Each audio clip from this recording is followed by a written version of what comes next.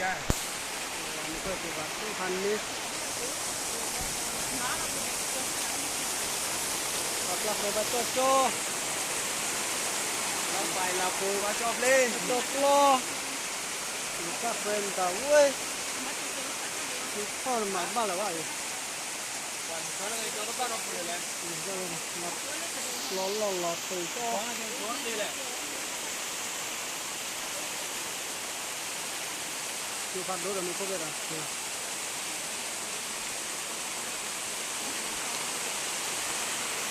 cái việc bố đấy thế nào rồi đấy chúng à mới cho cái gì đấy cô đấy con nó là bó kia cô à nhưng mà đây còn nó này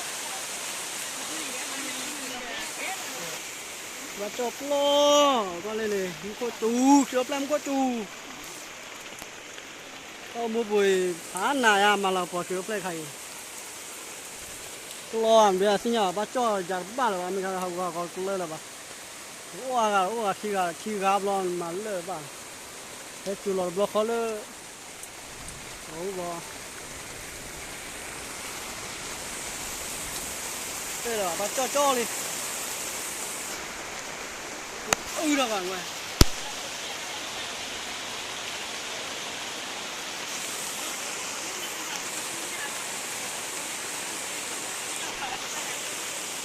lúc đi cái bắt cho lên là bắt đầu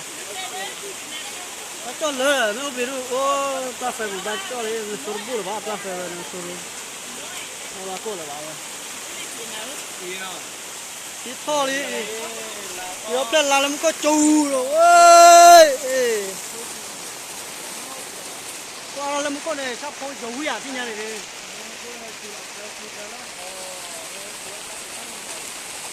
đi lên đúng không mà là có rồi ba có đó đủ đi một cái chục là về rồi rồi bắt cho lên cho cả bắt cho đi ra đuôi nó quay cho được khử là bà mỏ phải mình cần có chụp vào quay bắt cho là cho được khử là bà nó mình có về ở nó quay mày bắt cho là cho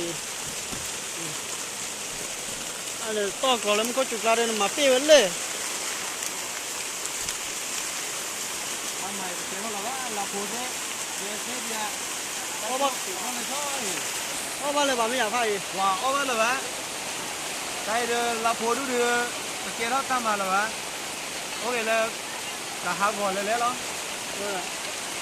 người ta bố ra hết lên này có chụp ra nó mình nói đó